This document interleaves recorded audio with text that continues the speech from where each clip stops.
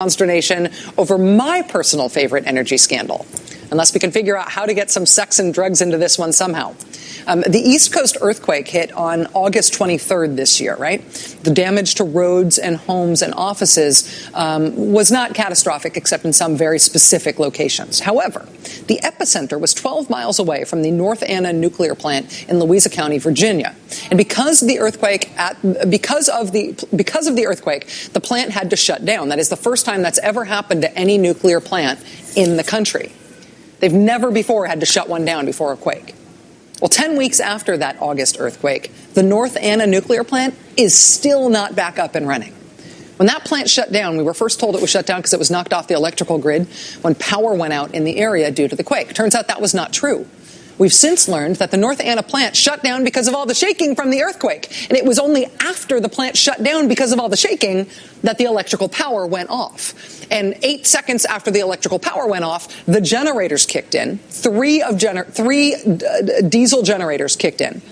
One of the 4 generators at the North Anna plant tried to kick in and failed.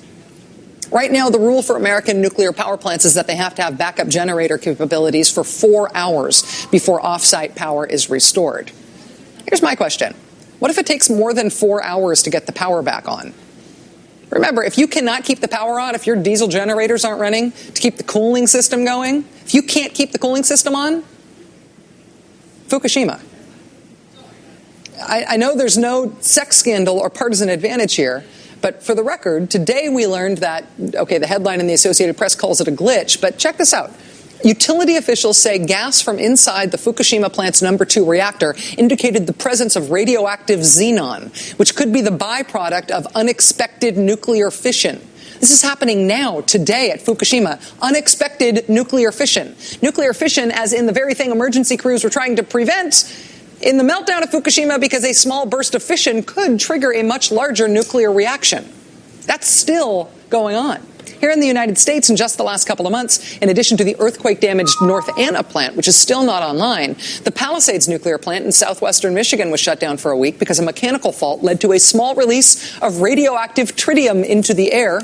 This is the same plant that was shut down in September because it lost water in its cooling system. At a plant in Georgia, in Baxley, Georgia, they found radioactive water, tritium again, leaking out of the plant. The Seabrook Station nuclear power plant in New Hampshire shut down automatically after a faulty water pump caused a low water level in its steam generator. After 3 weeks of being online, it is just now being turned on again. At a plant in Ohio, more cracks were found this week in the concrete shield building that's supposed to protect the reactor from wind and tornadoes. The plant's been shut down since October 1st because of previously discovered cracks. Those cracks were found accidentally when the plant's owners were doing some unrelated renovations. And yesterday, a non-radioactive ammonia leak at the San Onofre nuclear plant in California set off alarms and caused a partial evacuation of the plant.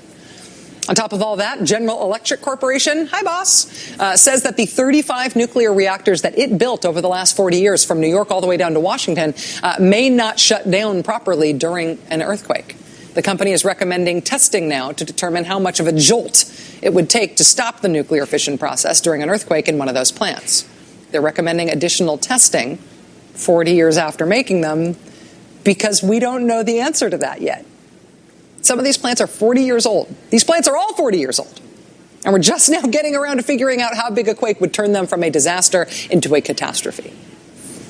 All of our nuclear plants being decades old and constantly subject to poorly understood and unprecedented mechanical failure is not the kind of scandal that involves sexy things like reality show stars getting divorced after 72 days of matrimony, or regulators stooping lobbyists, or drugs being snorted off household appliances in the name of the American taxpayer. But someday, this nuclear plant stuff is going to drive me nuts enough that I'm going to send cocaine-laden divorce papers without a prenup up to Indian Point in the hopes of getting somebody outraged.